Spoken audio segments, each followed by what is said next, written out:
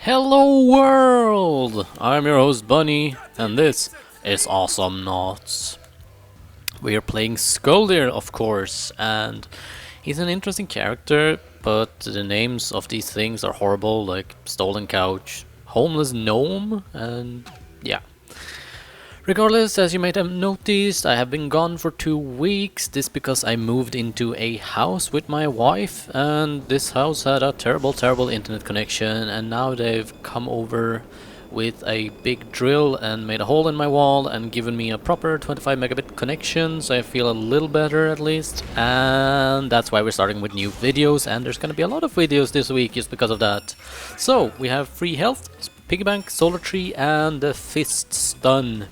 Those are our staple things. We will then upgrade the range of the fist, and we will build our build around this fist. Because fisting we will do as Skølldir. That sounded so wrong, but felt so right. Anyways, so the main thing about Skølldir is the fact that his combo is very powerful, and his fist is huge. As you can see, it's bigger than himself. This is something bigger than yourself, man. It's bigger than yourself. Anyways, so we're gonna use that, and it's a good build that I feel may or may not be a little bit overpowered, but it all comes down to the fact that he's very new as well, so we shouldn't be judging characters before we have seen what they can do. We are going to be chasing opponents more than we're gonna be doing laning for once, but since it's just chaos up there and everyone's spread out, we might as well join them. And as you can see, taking very simple just because of the fact that Lone Star is now a bot, and bots tend to want to try to shoot back, which means between the stuns he will stop and shoot once and then try to run, and at that point be stunned again and then rinse and repeat, so he doesn't get away very easily. I'm okay with that. He shouldn't be okay with that, but then again, the bots in this game aren't the best bots in the world, apart from Clunk as usual, who is amazing as a bot. Very aggressive, very killing. So, also noted, something I really don't like is the fact that Skølldir can hold his own very easily without actually having any abilities apart from his fist, and that is a staple sign of the fact that he may be a little bit overpowered. Take for example taking down Leon here. Leon can't do really much about it, and he misses his health pickup, which means I get him killed and I get all the health for myself. Also, Skølldir has a very high starting health, and the free health pretty much is enough. You have no reason to buy the big health upgrades that cost solar. Also, as you may have noticed, we're not using run speed either, which is a little bit weird, especially for slow characters, I suppose. But Skølldir, when built around crowd control, is very competent in both catching up and getting away from people without having that speed upgrade, which makes for very interesting gameplay, especially the throw ability and the range on stun. And we have Yuri joining in here as well. Yuri is someone who has a huge problem with Skølldir simply because of this. He keeps getting sent down to the ground, especially with stun, but as I'm a melee character, he will be sent to the ground every time I hit him at all, which is really annoying if you're Yuri, especially because this stun will take him down long enough for him to not be able to lift off before the next stun hits, which means I can constantly just keep him on the ground. Let's try to not die though. I'm not a big fan of dying, and Skølldir versus 3, that's not gonna happen, so that's okay. The biggest enemy Skølldir really has is actually Skølldir usually, because you get thrown back and stunned at the same time, which is again something I don't really like, the fact that he is his own counter. Because when it comes to, for example, Leon, if Leon tries to grab you, you just throw him back again and he's away. As well as the Hyper Ball from Lone Star that tries to push you around, you can actually beat that thing before it manages to push you too far away, which makes for not the best kind of gameplay, I'd say, but it's fun though. And we're gonna go back now with our nearly 700 solar and 2 kills, because we haven't had any problems. Let's take the range and more damage and the grab, because the throwing It goes behind, it lets you get away, and about now people should start picking up their speed upgrades or other damage upgrades, making being able to escape a little bit more vital. We can also actually grab them and throw them around. The Hyper Ball sends them in that direction as well, very much proving the point that Lone Star and Skølldir kinda need to be aware of each other when playing, because in the same way if you ask Leon grab and Lone Star sends away his bull, then you're just gonna have people come flying again and wasting the ability. Same with the throw ability. However, if you're playing as Lone Star, I would recommend following Skølldir if he starts running towards an opponent, because as soon as he throws backwards, if you send the bull in the same direction, you will have them flying far, far away and possibly straight into another turret, which makes for good damage. That is just my personal opinion, and I think it's a really good way to do it if you're team focused. I am, as always, as you know, not team focused. I only do quick battles, but it works both ways, and that's how far our fist now reaches, and we can not catch up them if it gets thrown, but we can combo stun things. And especially, as I will hopefully be able to show on Skølldir here, after we take down Leon. He's getting a little cocky because he sees I have low health. However, I don't have low health enough for him because my stuns keep him grounded, and his jumping around doesn't work very well if I can hit him. So, the thing about Skølldir is, well, let's take down Leon and throw him away, and can we get him? No, we can't. Sad but true. That's okay. So, as I was saying, the thing about Skølldir versus Skølldir is that if I can get him to be locked down with the first stun and he doesn't jump right after that, my next stun will hit him before he can throw out a stun on me.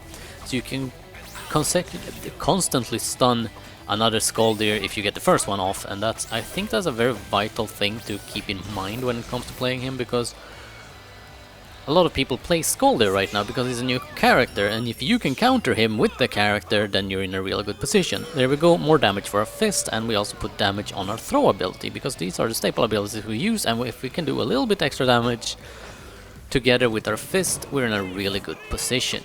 Also, it gives us another advantage I will be showing a little bit later, and here we can see chain stunning Skølldir, jumping over his, stunning him again, getting thrown, and missing, but down he goes anyways. There we go.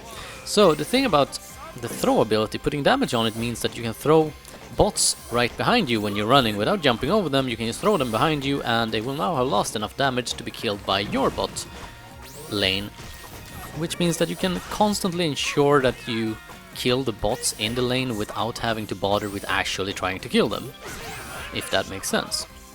You can also obviously do like this and stun them and just keep track of them, but let's show how we do this. We run up, we find these guys, we throw them behind, and now we can kill them. Our bots run away safely. That's one way to do it. The other way we'll show with these bots is when we follow these bots up. We wait here until they jump up so we don't get hit by the turret because we're low on health, and we run straight up, throw them behind us, and off they go. They're now far away enough to give up on chasing you and giving you a free reign over the turret. Meanwhile, you've also done enough damage to these bots so that your bots will guarantee to kill them. Also, there we go, that's how you get away from another Skølldir. And I shouldn't have jumped up there because I knew Jury was up there and I knew he had mines. So that was my own fault for getting myself killed. Let's have more power briefs. I don't know why power briefs cause damage, but they do. Nonsensical, do not like, but accepting it. So this is pretty much the basics to how I play a base Skølldir. This probably the most effective one, but not the fanciest one, because you pretty much just do like Leon, hold the left mouse button and then hope something goes well. Which is, it works, some people like it, but it doesn't really feel very skillful, because as you see I'm just holding this button and throwing occasionally, and there we go. Effective, but challenging, no. Regardless, we are not always here to be challenged by the game, we are also sometimes here just to win and for the fun of it. So let's grab this guy, throw him behind us, down he goes, and here comes Skølldir, throwing me, and up we go again, going away from him, hoping he jumps, come on, and missing the stun, damn it. So we can pretty much just block his ability to jump up here at this point, simply because if he gets stunned, that gives Lone Star enough time to throw dynamite in his face and he's dead. So it's a good way to... Why did I use the throw there? Anyways, let's try to not die. I'm happy about these platforms that were recently added though, because that lets me get away. And apparently someone has recognized me. This happens from time to time, and sadly most people aren't very nice when they recognize me, for whatever reason. I'm not sure why. But yes, that is me, Tanios. That's me. So, also something you have to deal with if you start making videos, that people start recognizing you as well and want to talk to you. But apparently I'm doing good things for the community by helping people buy the game. So, Tanios, if you're watching, good on you. I'm glad you bought the game. It was fun playing against you. Keep practicing, keep watching the videos, and be a better gamer. I don't know. It feels like such a cheesy line to use. Keep practicing, keep watching my videos, and be a better gamer.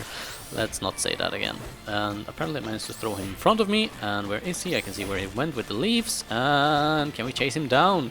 Come on, let's pick Leon. No, he managed to get away. Rascal. Oh well. That gives us opportunity to get rid of the bots so they don't bother us. And we should be able to win this fight. There we go, one down, and simply because I had more health to start with, and also our Leon had more health as well, we should be able to win. And this is another tactic to use, throw Yuri away, giving you free reign to just charge down and kill Yuri afterwards when he's solo and he can't fly away. Sadly we lost Leon on the way, but I digress. Let's teleport back to base before someone finds us and buy more stuff. Let's buy the homeless gnome. I'm not sure why you would throw a homeless gnome, but so you do. What's my channel? It's time for some self-promotion! Let's get a little bit closer before we do anything. And this is a good place. Is it with just like this, or is it with user? I need to look this up, but let's go with user / Bunnymancer. That's me. Moving on, this is a standard build for Skølldir. Still having a little bit of trouble learning his name because it's such a new name.